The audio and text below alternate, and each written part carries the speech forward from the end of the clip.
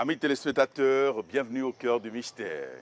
Notre maison est bien plus qu'un simple lieu d'habitation. Elle constitue un espace intime, chargé de souvenirs et de mémoires, mais aussi de présences subtiles qui peuvent influencer notre quotidien. Et selon de nombreuses traditions ésotériques, spirituelles ou religieuses, des présences invisibles ou d'entités néfastes peuvent s'installer sans notre accord dans notre lieu d'habitation. Question: comment réussir à dégager ces entités malfaisantes?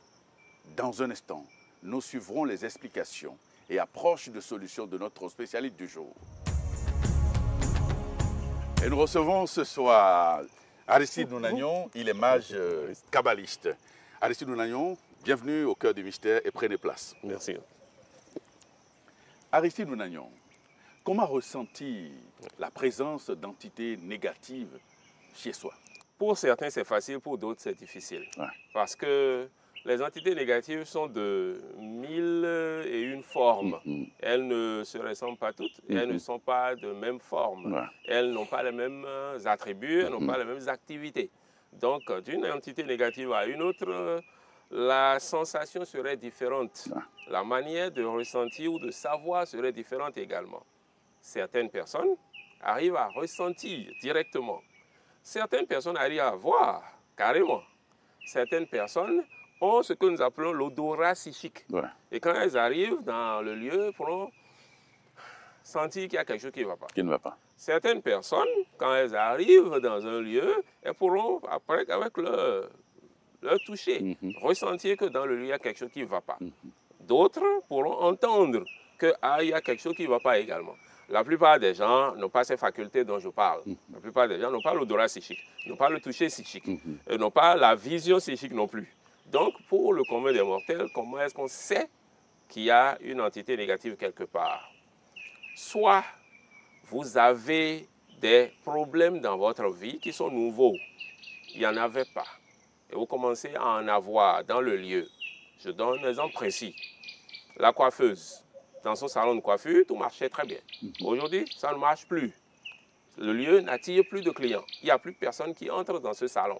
C'est déjà un signe que dedans, là, il y a quelque chose qui ne va pas. Avant, il y avait quelque chose qui allait bien, et maintenant, quelque chose qui ne va pas. Donc, dans le lieu, c'est qu'il y a quelque chose qui ne va pas. Soit dans le lieu, soit dans l'individu. Mais c'est sûr que dans le lieu également, il y aurait quelque chose qui ne va pas. Donc, activité. L'activité a changé. Ressenti. L'individu même pourrait ressentir quelques légers malaises. Léger. Je précise, léger. Quel léger malaise par exemple? Vous arrivez dans un lieu et c'est une fois que vous êtes là que vos jambes commencent à s'alourdir. Ça, c'est un signe que dedans, là, il y a quelque chose qui ne va pas. Vous arrivez dedans, vous commencez à ressentir comme si vous avez la tête lourde. Il y a quelque chose qui pèse sur votre tête quand vous y arrivez.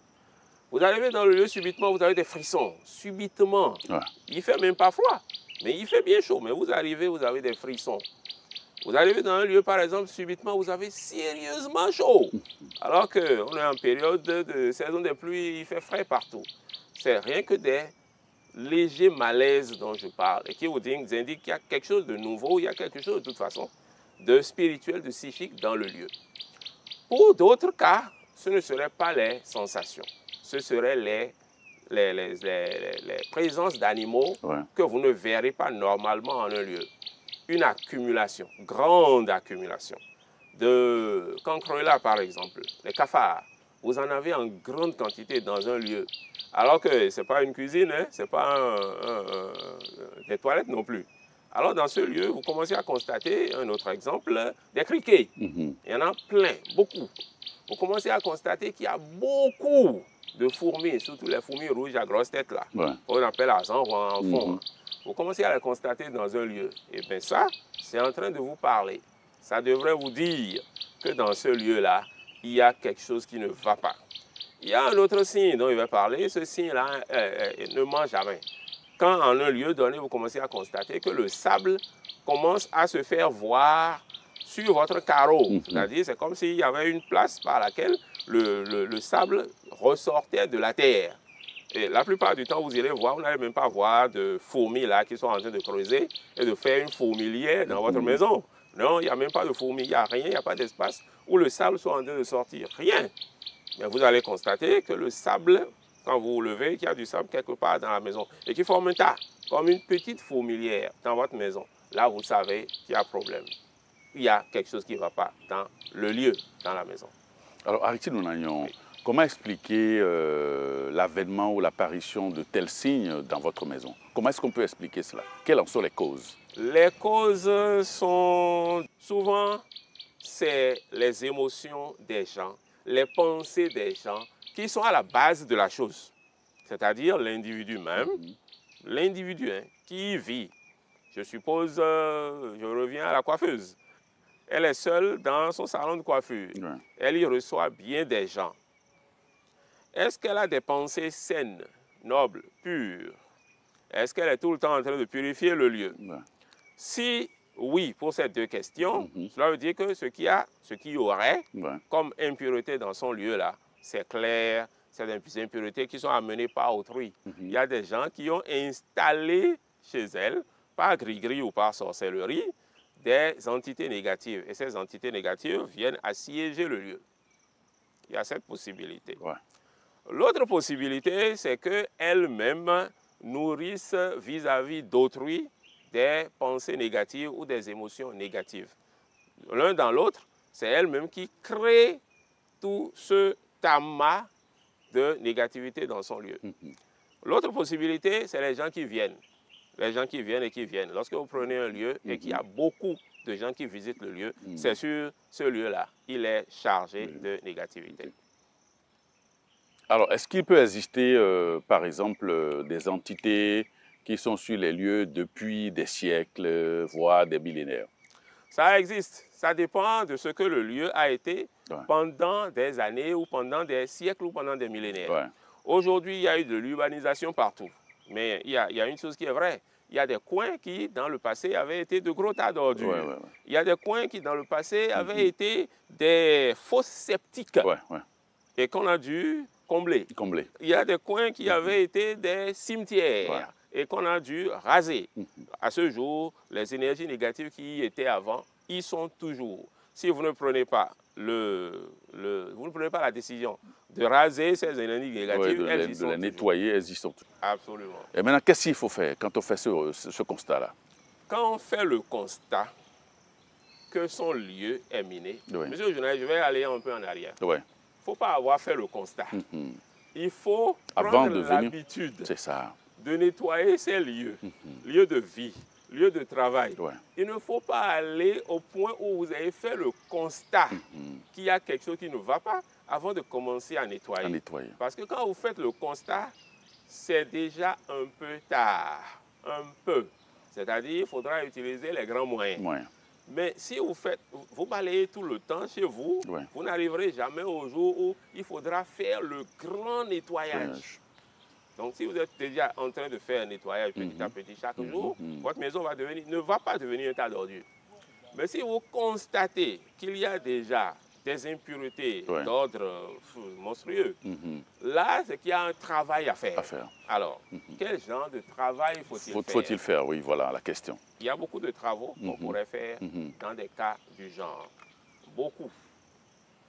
Il y a des travaux qu'on devrait faire pour nettoyer l'eau dans le lieu, pour nettoyer l'air dans le lieu, pour nettoyer le feu dans le lieu, pour nettoyer la terre dans le lieu. Les 4 éléments. Les 4 éléments sont présents en tout lieu. Et lorsque vous voulez nettoyer un lieu, il faudrait, si vous voulez faire correctement, chercher à nettoyer les 4 éléments en ce lieu. Alors, lorsqu'on veut chasser, monsieur le journaliste, il y a un principe, un grand principe, c'est le feu qui chasse. Donc, il faut trouver un moyen d'avoir du feu, puisque c'est le feu qui chasse. Un lieu où vous avez tout le temps beaucoup de refroidissement ou beaucoup d'eau, je vais dire, un lieu pareil pourrait être rapidement miné. Parce que, naturellement, nous ne faisons pas du feu dans nos maisons. Non. On fait le feu seulement à la cuisine. Dans votre chambre à coucher, c'était quand la dernière fois que vous avez fait du feu. Dans votre salon, c'est quand la dernière fois que vous avez fait du feu. Alors que c'est le feu qui chasse. Donc, le principe est simple. Essayez d'avoir du feu, allumer du feu, dans chacune des pièces. Le fait d'allumer du feu chasse les entités négatives. Encore faudrait-il savoir comment allumer le feu. Mais le simple fait d'allumer du feu. Et comment on allume le feu? Parce que les gens, les téléspectateurs vous regardent. Je voudrais bien savoir comment on allume le feu. Je vais y arriver. Okay. Donc, le simple fait d'avoir du feu, de faire chauffer quelque chose. Vous connaissez les brûles parfums, n'est-ce pas? Ouais. Où on a un petit feu et en haut, on a de l'eau ou du parfum qui s'échauffe.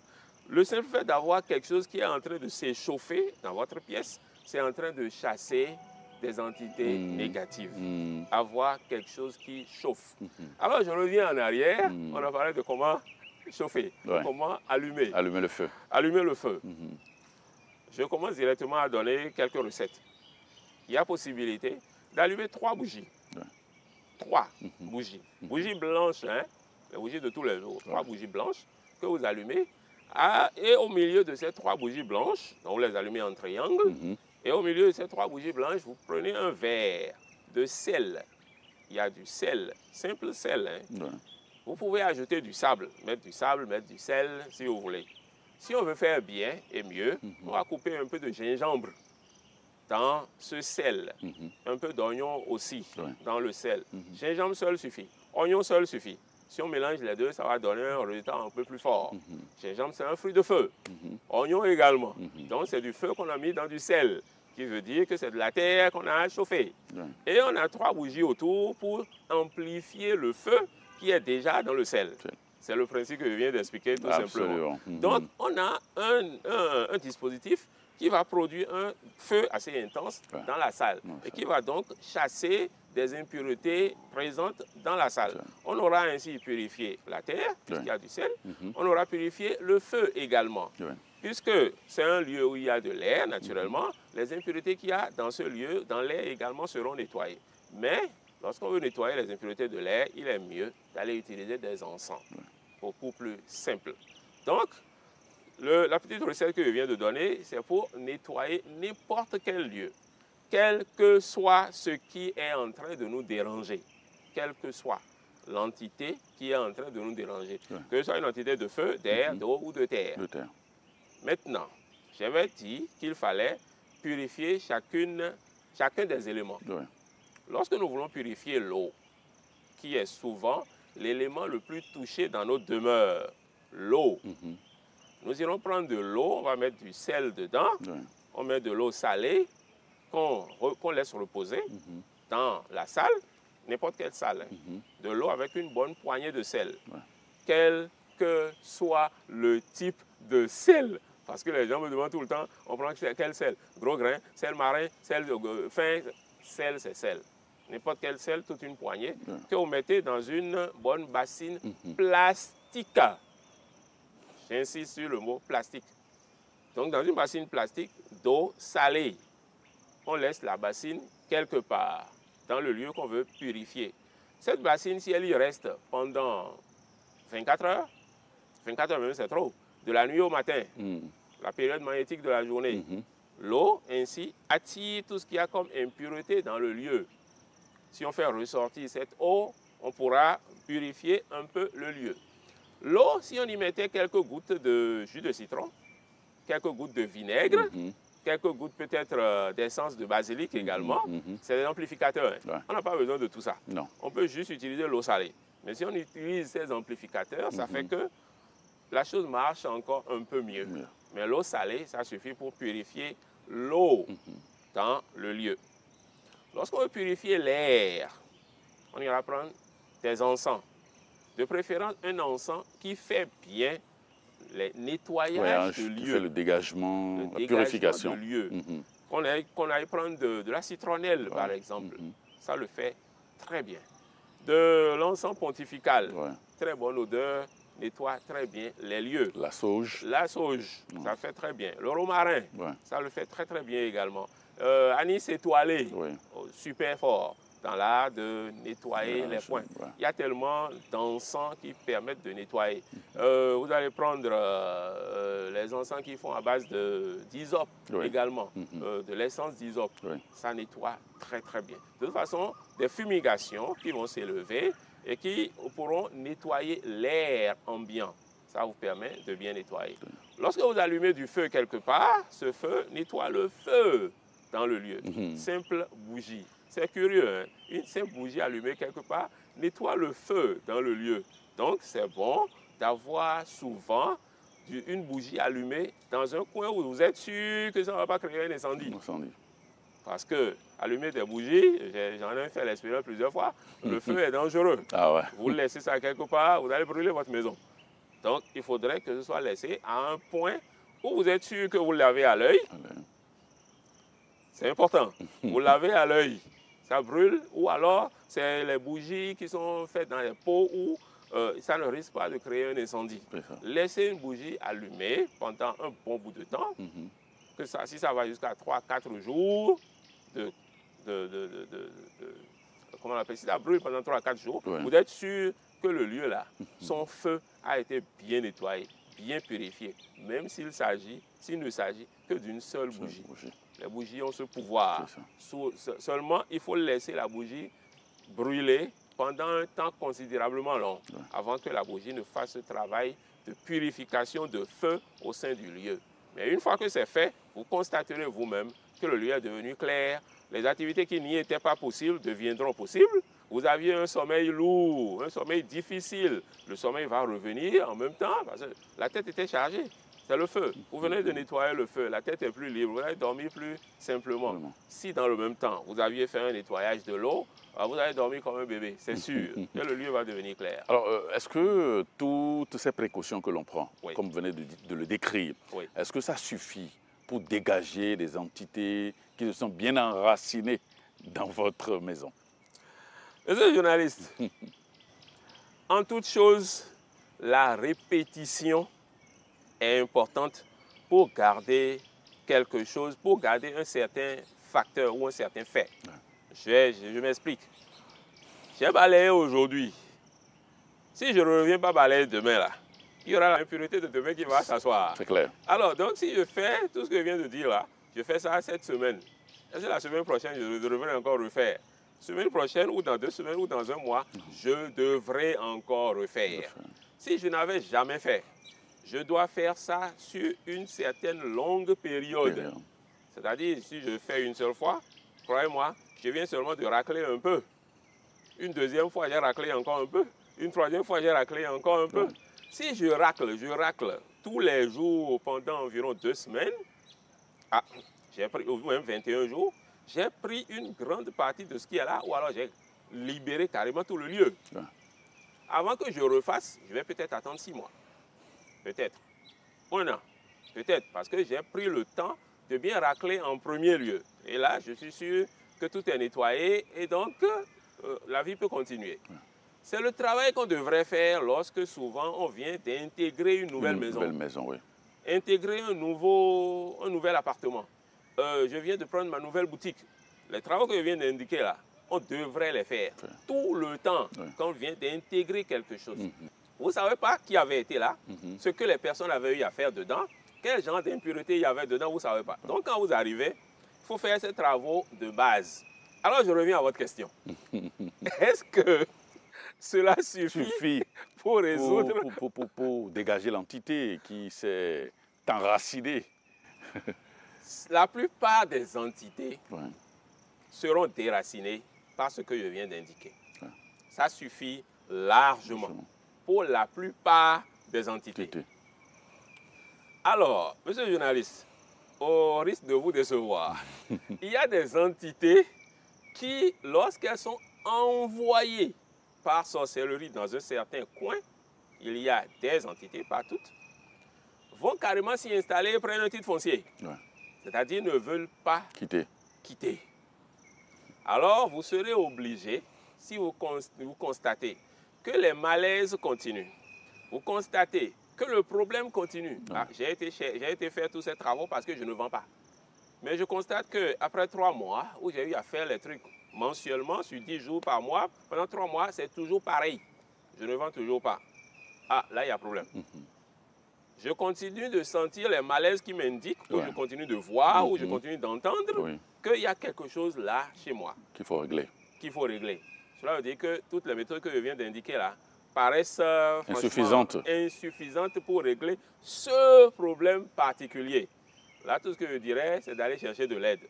Rapprochez-vous d'un spiritualiste qui pourrait averti, qui pourrait arriver dedans et savoir que, ah, attention, là. Il y a mal donne. Il y a quelque chose de coriace qu'il faut... Pour l'enlever, ces genres d'entités, souvent, monsieur le journaliste, c'est des entités qui demandent qu'un certain travail spécifique soit fait, avec certains accessoires spécifiques, qu'on leur fasse, je vais appeler ça sacrifice, c'est-à-dire qu'on leur donne certains accessoires spécifiques et qu'on fasse certains rituels spécifiques pour ces entités.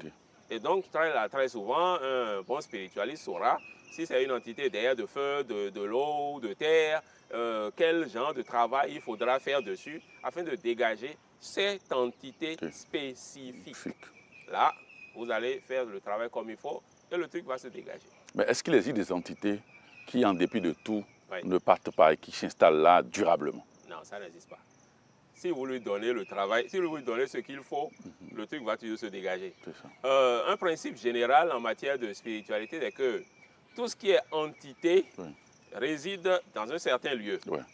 Et alors, on ne tue pas vraiment les entités. Non. On les déplace. On les déplace, on les dégage. On ne fait que les dégager. Alors, la chose est chez vous.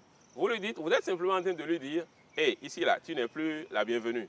Va chercher demeure ailleurs. Donc, il n'y a pas cet endroit-là dont on pourrait dire, là, je suis né là, je vais mourir là. L'être humain ne peut pas le dire.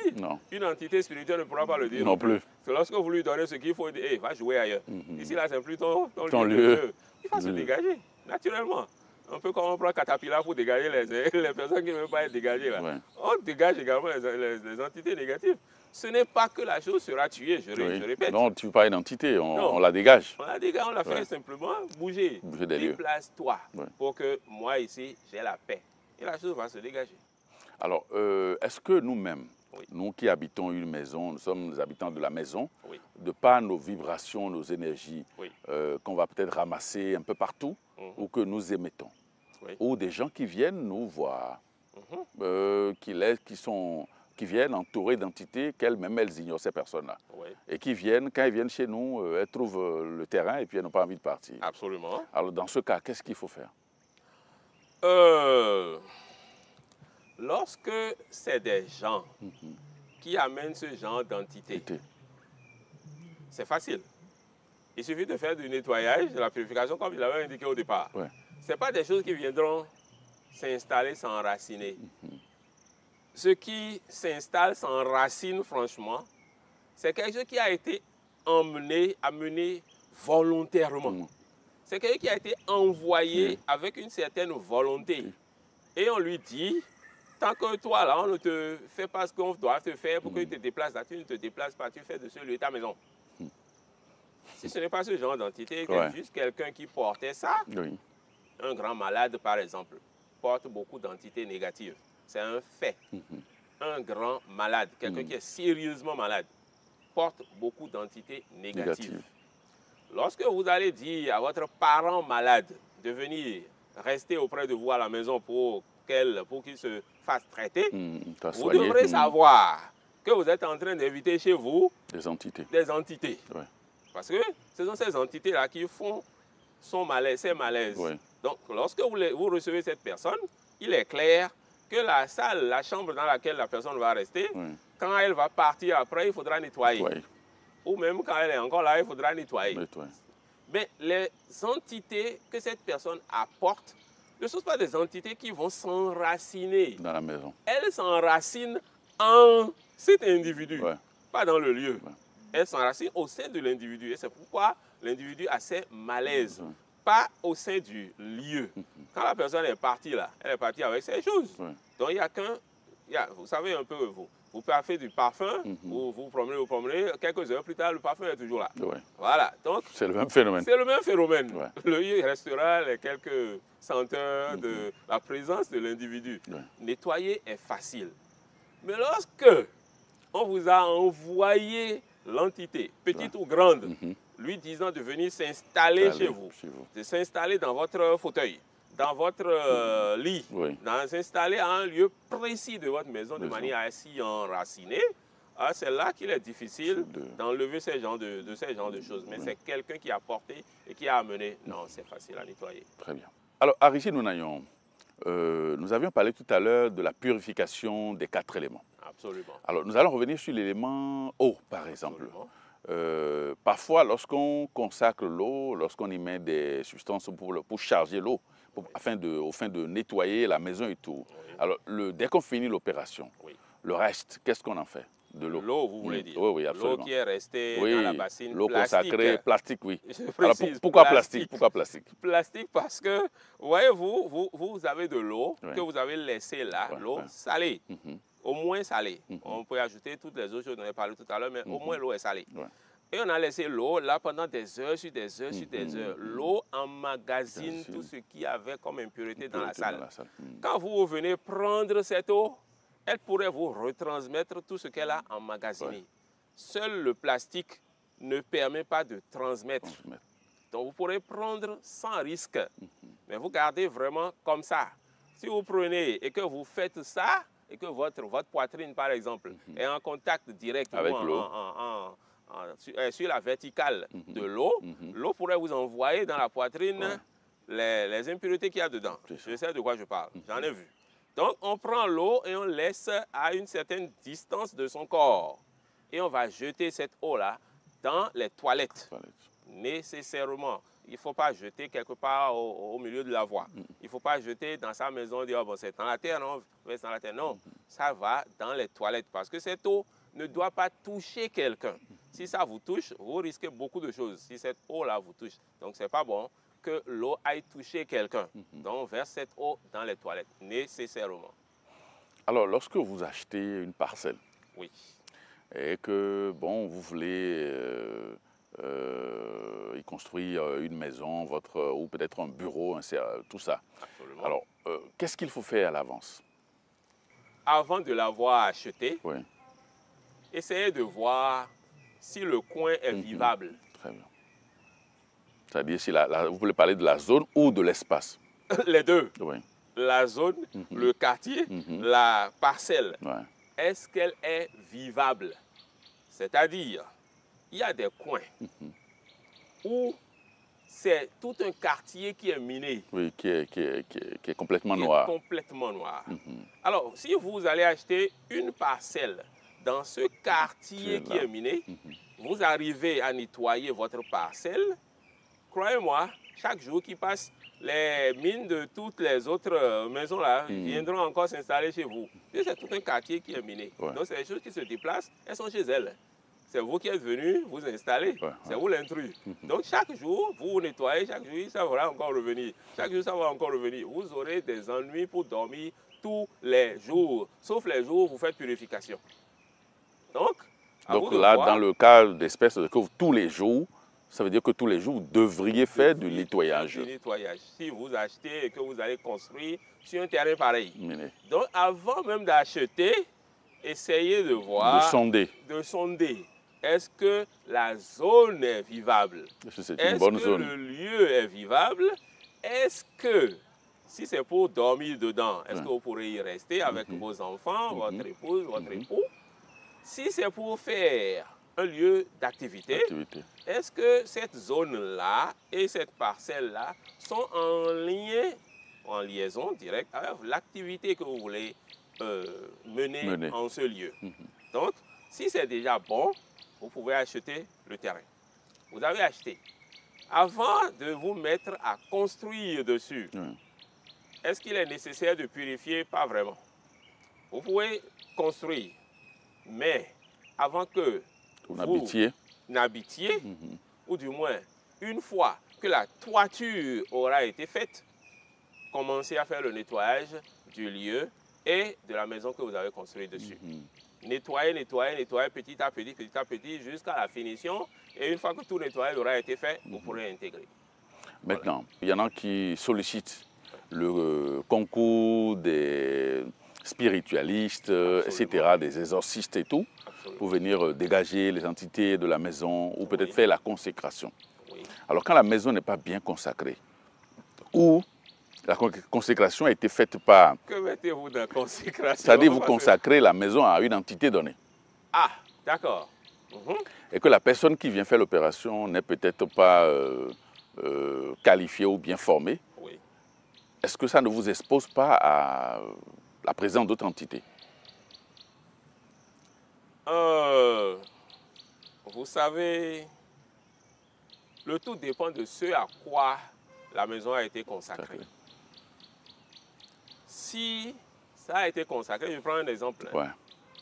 Si ça a été consacré à une entité de l'air, par exemple, mais ce lieu, cette maison devient la maison des entités de l'air.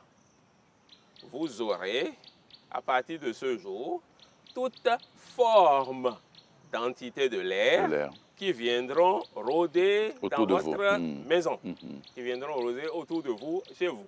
C'est clair. Si vous l'avez consacré à une entité supérieure, à Dieu le Créateur, c'est bien mieux. Et cette consécration, vous devrez vous rassurer que vous-même, vous continuez à la faire, cette consécration. À l'alimenter. À l'alimenter. Sinon, c'est un truc de 3 mois. Hein. Si c'est trop, c'est 7 mois. Après 7 mois, la consécration qui a été faite ne tient plus. Il faudra, à ce moment-là, commencer à refaire des travaux de nettoyage de consécration, ou alors vous aurez une maison maintenant qui est ouverte à toute forme d'entité. Quelle que soit la consécration qui aurait été faite, de toute façon, il faut de manière permanente, travailler sur la maison. En train de réinstaller dans le lieu des entités divines, des énergies divines, des énergies lumineuses, de très bonnes vibrations. Si vous continuez à le faire, la maison sera et continuera d'être un havre de paix. Mais si vous ne le faites pas, c'est toute forme d'entité qui viendront s'installer. Hein. C'est sûr. Alors, il y a souvent des objets, ou peut-être des statues, des objets de piété, tout ça, que nous amenons dans la maison sans peut-être avoir fait au préalable le nettoyage et tout, etc.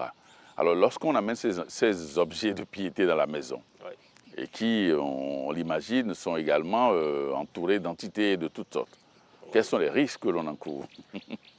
Si c'est des objets de piété, on n'encourt pas de risque.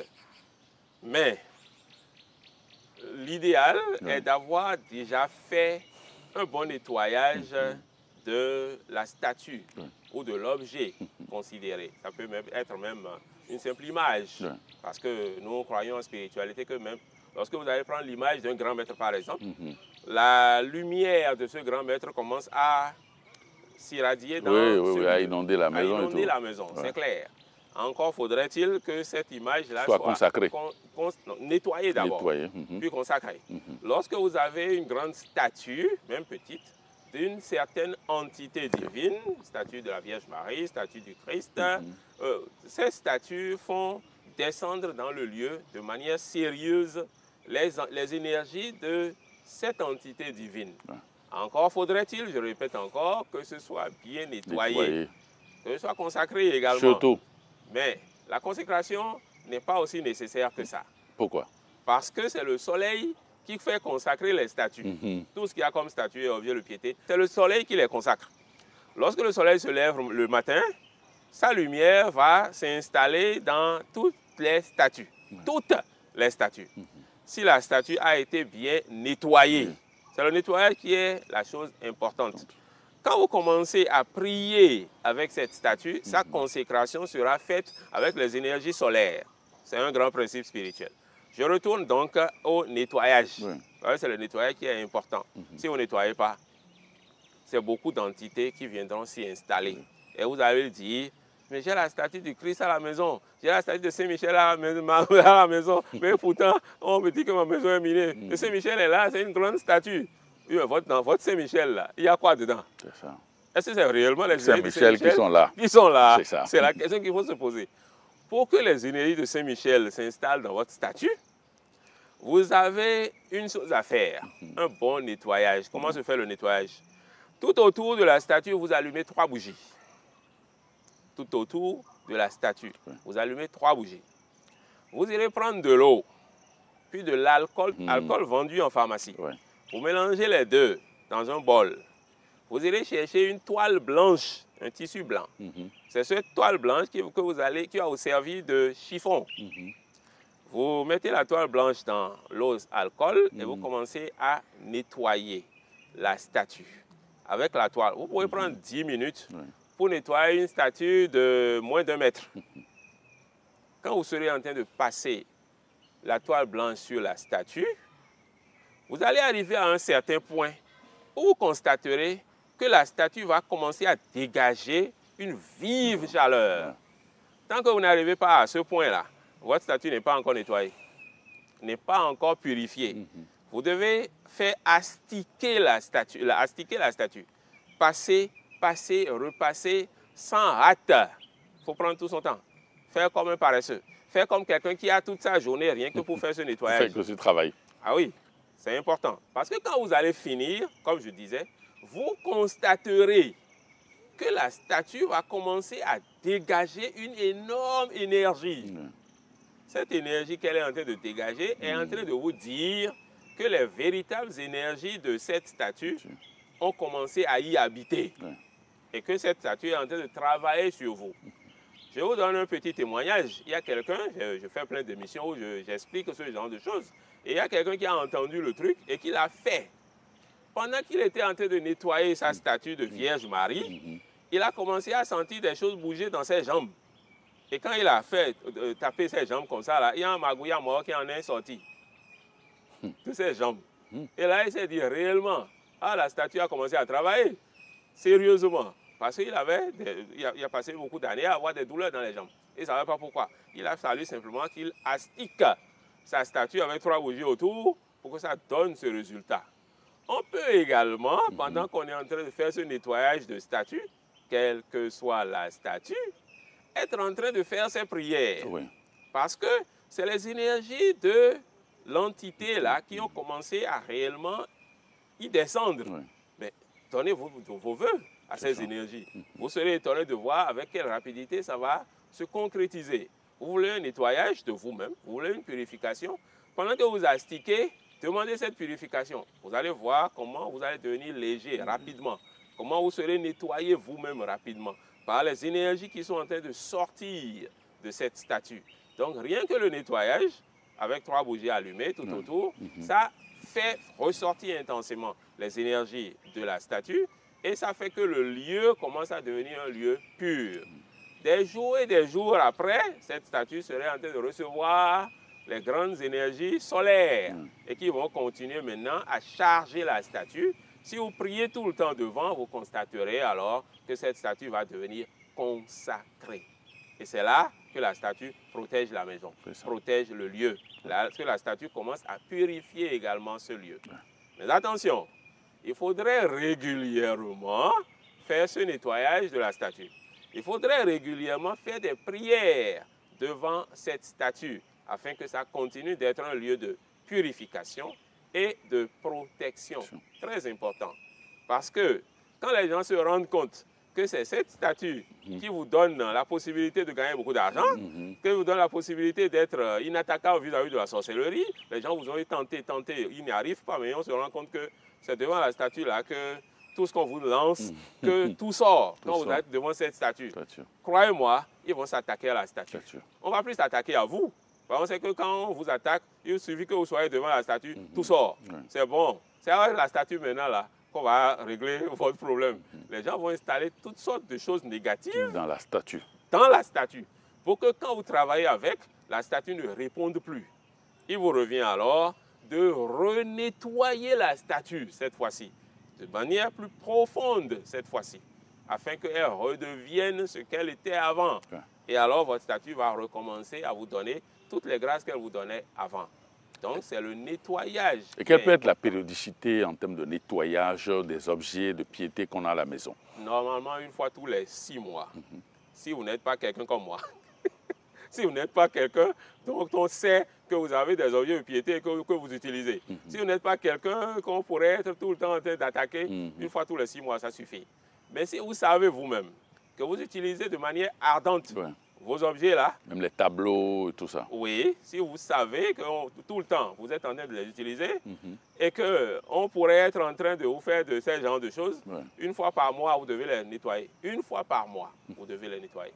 Ou encore, lorsque vous prenez des statues de lieux qui sont hautement visités, car il y a beaucoup de gens qui arrivent vers ces statues pour donner tous leurs vœux et consorts, normalement, de pareilles statues devraient être nettoyées quasiment de manière permanente. De manière permanente, afin d'y mettre une vive lumière qui aidera tous ceux qui viendront vers ces statues. Alors, lorsque vous avez par exemple des tableaux spirituels, sur lesquels vous avez des textes et tout ça, soit en français ou en hébreu et tout ça, mais est-ce que leur seule présence suffit ou bien s'il faut faire le même travail de nettoyage comme vous l'avez dit? Il faut faire le même travail. Quand vous l'aurez fait, vous constaterez, surtout s'il y a une vitre dessus pour protéger, au simple nettoyage jusqu'à un certain point, tout comme la statue, vous constaterez également que l'image là, la gravure, va commencer à vous donner les qualités du texte hébreu ou français qu'il y a dessus. Ça va faire ressortir ça. Et ça va vous étonner. Même principe, même une croix que nous portons, que les gens sont habitués à porter, même une croix, faites la même chose à la croix, vous verrez la lumière intense que la croix va vous donner. Parce que tous les objets de piété, c'est pareil, même principe. C'est ça. Alors, il y a des plantes que l'on est amené parfois à planter dans la maison, tout ça, etc. Des plantes magiques qui ont des pouvoirs ésotériques immenses. Absolument. Comment est-ce qu'on peut planter ces arbres, ces plantes-là un peu partout? Ou est-ce qu'on a un travail particulier qu'on doit faire avec ce règne végétal pour sécuriser la maison? Allez-y, nous n'ayons. Monsieur le journaliste, on peut, chaque plante sa vertu est une entité spirituelle. Chaque plante, un peu comme votre enfant est une entité spirituelle entière. Chaque plante est une entité spirituelle entière. Et alors, choisir les plantes qu'on mettra dans sa maison est d'une importance capitale. Il ne faut pas avoir n'importe quoi, n'importe où. Également, on dit en spiritualité que chez vous à la maison, prenez l'habitude de vous déplacer pieds nus. Chez vous à la maison. Quel est le bénéfice de la chose? Quand vous vous déplacez pieds nus, souvent chez vous, les plantes qui viendront pousser dans la maison sont les plantes dont vous avez besoin. Je répète, si vous allez souvent pieds nus dans votre maison, il y aura de nouvelles plantes qui vont sortir de terre. Toutes les nouvelles plantes qui vont sortir sont des plantes dont vous avez besoin. C'est-à-dire, vous allez constater un pourpier, c'est une plante qu'on voit un peu partout. Le pourpier qui commence à sortir subitement chez vous. Ce pourpier-là, allez chercher quelles sont les manières spirituelles d'utiliser un pourpier pour que ça vous aide. Allez chercher quelles sont les vertus du pourpier. Il est là, certainement, pour vous aider parce que vous êtes dans un certain souci. Vous avez peut-être un certain problème, peut-être que vous ne savez même pas, mais la plante sait. Elle sait qu'elle doit venir vous aider dans tel ou tel sens. Elle sait qu'elle doit venir vous protéger parce que votre protection ne suffit pas encore. Donc elle va commencer à pousser dans la maison pour renforcer votre protection. Mais ça ne viendra que si vous allez pieds nus dans votre maison, que vous soyez en contact avec la terre directement, afin que la terre sache de quoi vous avez besoin pour vous fournir ça. Mais dans ce cas, le cas dont nous parlons, vous n'avez pas eu à faire ça, c'est vous-même qui avez été choisi vos plantes. Vous avez choisi le laurier, vous avez choisi l'hysope, vous avez choisi des plantes. Il est mieux donc que vous sachiez ce que ces plantes font. Pour revenir un peu plus à la deuxième partie de votre question, comment travailler avec ces plantes-là pour sécuriser la maison. Je crois que de temps en temps, je n'irai pas très loin parce que le royaume végétal a plein de serrures sur ces choses, même si certaines fois, il vous donne les connaissances, il vous dit en même temps dessus, là, c'est pas pour tout le monde. Donc, tout ce que je dirais simplement, c'est très souvent de s'approcher de la plante, de l'arbre, de lui parler. Toutes les plantes nous écoutent. Toutes les plantes nous parlent également, si on a la possibilité de les écouter. Rapprochez-vous de la plante, vous savez que c'est une plante qui protège, par exemple. Ce n'est pas parce qu'elle c'est une plante qui protège que vous allez bénéficier à plein temps de sa protection. Non. Vous savez que c'est une plante qui purifie. C'est un autre exemple que je donne. Ce n'est pas parce que c'est une plante qui purifie que tout le temps elle est en train de vous purifier. Oh non, pas du tout. Quand vous avez besoin de sa purification, vous pouvez vous rapprocher de cette plante et demander purification. La plante va se mettre au travail et essayer de vous faire ce qu'il faut. Alors, Aristide Nonagnon, est-ce qu'il est conseillé, par exemple, d'installer certaines plantes chez soi à la maison pour des besoins de protection et de purification? Absolument. Quand on le souhaite et qu'on connaît les plantes dont il s'agit. Il ne faudrait pas que ce soit seulement des plantes de protection et de purification. Il est bon également d'avoir des plantes de grâce dans sa maison. Des plantes qui apportent des bienfaits. Des plantes qui vous permettent de vous élever. Il y a plein de plantes qui, lorsqu'elles se mettent quelque part, le simple fait que la plante est là, ça commence à vous aider, à vous élever financièrement, professionnellement. Et lorsque vous les avez en grand nombre, vous allez voir que l'environnement change. Des plantes qui pourront vous aider à avoir la santé. Les plantes qui bref, les plantes qui donneront toute forme de grâce là. S'il y a la possibilité, c'est bon d'aller les chercher, de les avoir. Pas que des plantes de protection et de purification. Très bien. Parce que la vie de l'être humain est composée de toutes choses. Ce n'est pas seulement protection, purification. On a besoin de bonnes choses également. Très bien. Alors, Aristide Nonagnon, lorsque vous êtes chez vous à la maison, est-ce qu'il est conseillé de faire, d'y organiser des fêtes où on invite des gens qui viennent, donc vous ignorez tout de leur énergie, de leur vibration et tout ça? C'est un peu difficile de répondre à cette question. Parce que quand, spirituellement, quand vous invitez des gens chez vous pour une fête, vous devez nécessairement vous attendre à faire un bon nettoyage après. Si vous n'êtes pas prêt pour le nettoyage, n'invitez personne. Parce que c'est clair, ceux dont vous connaissez la nature vibratoire et ceux dont vous ne connaissez pas la nature vibratoire, quand ils viendront et rester chez vous pendant les quelques heures, là, ils vont installer du bon désordre chez vous, spirituellement. C'est sûr. Certaines fois, même les gens viennent parce qu'ils sont contents que vous les ayez invités. C'est leur occasion de venir vous salir le coin. Et ils viendront rien que pour ça, d'ailleurs. Mais la plupart du temps, même s'il n'y a pas des gens de mauvaises intentions dedans, le simple fait que les gens viennent s'amasser chez vous, c'est beaucoup d'énergies différentes qui sont venues s'installer.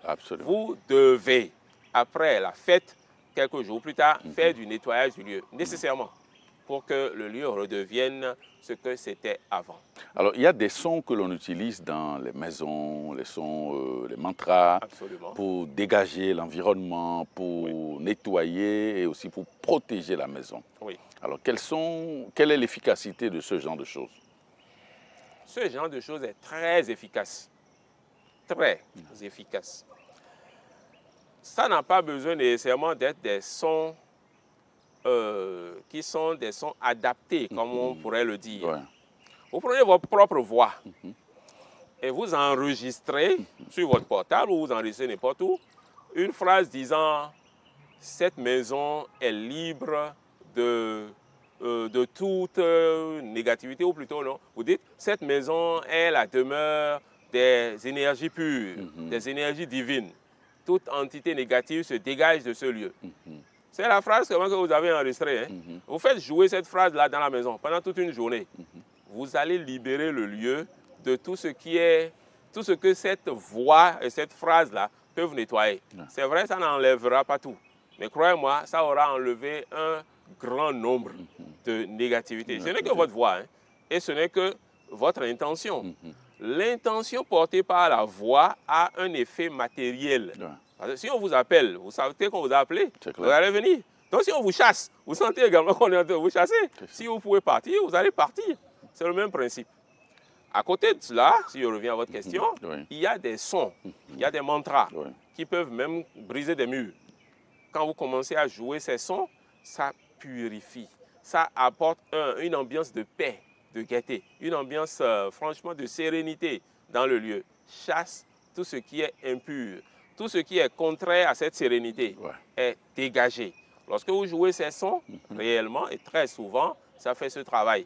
Absolument. Alors, lorsqu'il y a des gens qui ont pris l'habitude de prier de manière permanente, constante dans leur maison, Oui. ils ont leur hôtel, ils ont leur sanctum, ils vont prier, tout ça. Absolument. Et dès que vous avez ce genre d'habitude chez vous, Oui. est-ce que cela peut aider à nettoyer de manière consistante la maison? Quel que soit votre courant religieux, si vous avez un lieu où vous priez régulièrement, sinon quotidiennement, s'il y a une bougie allumée dans le lieu, pendant que vous êtes en train de prier quotidiennement, là, ou régulièrement, là, je dois dire quotidiennement, si à chaque fois vous allumez une bougie, et que même vous pourrez laisser la bougie brûler pendant un bon bout de temps, ce lieu-là, ce sanctum, cet oratoire, et quelques mètres tout autour n'auraient aucune trace de négativité. Si ça emporte des traces, c'est que les négativités là sont en vous. Mais le fait que vous y priez tout le temps et qu'un feu y est allumé, ça peut être plusieurs bougies. Mais de toute façon, qu'il y a un feu allumé, ce feu-là fait que ce lieu deviendra un lieu pur. Plus vous le ferez, plus le temps de prière va devenir plus long, plus grand, et plus le rayon d'action de votre prière deviendra grand. Alors, est-ce qu'il y a des encens spécifiques que l'on peut, disons, utiliser pour faire des fumigations dans la maison de manière permanente? De manière permanente, peut-être pas, parce que là, vous serez obligé de faire utilisation d'encens tout le temps. J'avais dit tout à l'heure, lorsque vous prenez la lavande, c'est-à-dire il y a des encens qui purifient, il y a des encens qui sont de haute vibration, comme la lavande. La lavande, lorsque vous prenez de la citronnelle également, lorsque vous prenez même le simple citron, également, ça le fait aussi. Si vous pouvez trouver moyen de faire des fumigations de la chose, ou si vous pouvez mettre quelques gouttes dans un brûle-parfum que vous faites circuler dans la maison ou dans une pièce, ça aide sérieusement à élever les vibrations. Et toute vibration élevée en un certain lieu dégage le lieu. Bon, il y a aussi des huiles essentielles que certaines personnes utilisent. Les huiles essentielles de ces mêmes choses font les mêmes travaux. Les mêmes travaux. Okay. Merci Aristide Ounayon, merci infiniment pour cette contribution. Merci infiniment. Amis téléspectateurs, merci de nous avoir suivis. Cette émission se referme. Nous avions parlé aujourd'hui de comment neutraliser les entités néfastes dans nos maisons. J'espère que vous avez suivi les explications et les approches de solutions de notre spécialiste. Merci de votre auguste attention et à très bientôt.